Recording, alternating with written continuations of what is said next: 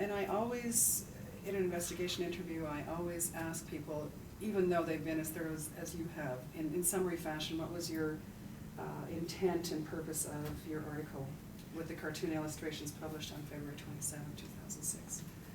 Why is that a relevant question?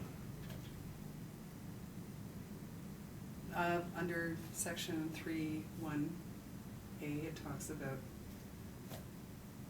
intention, purpose. We like to get some background as well. Is it you'd like to get some background, or does this determine anything? If we published what we published, the words in the picture speak for themselves. Are you saying that one answer is wrong and one answer is right? Will a certain answer contrary to law?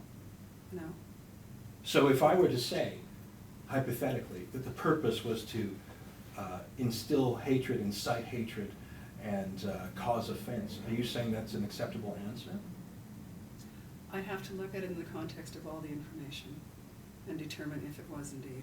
I think you're playing silly bugger here. I think you know that the answer here, that answer would be illegal.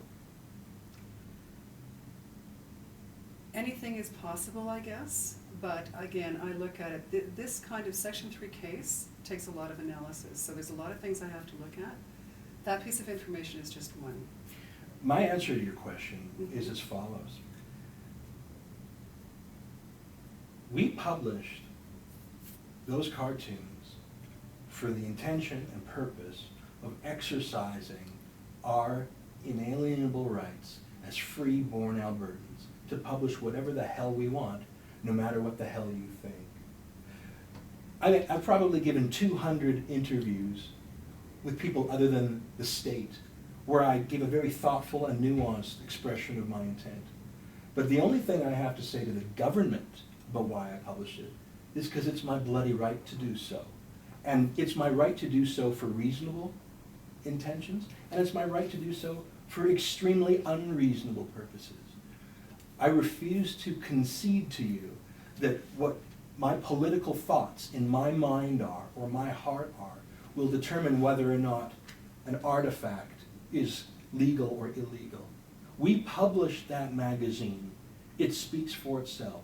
The fact that you dare to ask a publisher in Canada, in the name of the government, to ask a publisher in Canada what his political thoughts were, is obvious that you're hunting for a thought crime.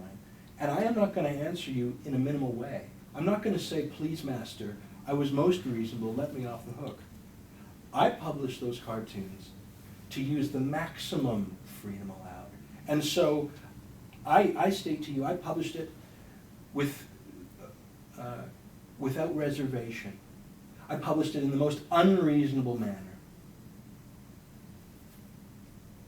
Sorry, what do you mean by unreasonable manner? Whatever offends you, I reserve the right to publish it for whatever offensive reason I want. I see in these hand-scrawled complaints, especially by the Saudi-trained imam, that he's offended that I'm, and the Muslim Council from Edmonton, that I've offended the Prophet Muhammad. Well, he's dead, by the way, so I don't think I've offended him. But I reserve the right to have done exactly what they accuse me of doing.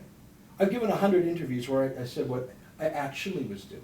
But my answer in response to these two fascists, the one trained in Saudi Arabia and the other one piling on, is that I reserve the right to publish those cartoons for exactly what they complain about.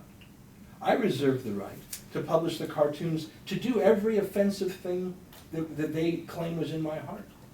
I am not going to try and plea bargain or minimize what I did.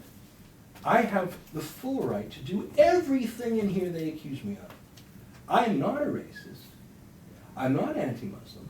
But I have the right to publish cartoons even if I am informed by racist sentiment, even if I offend these complainants. That is my right. And I will not minimize my reasons so that they're palatable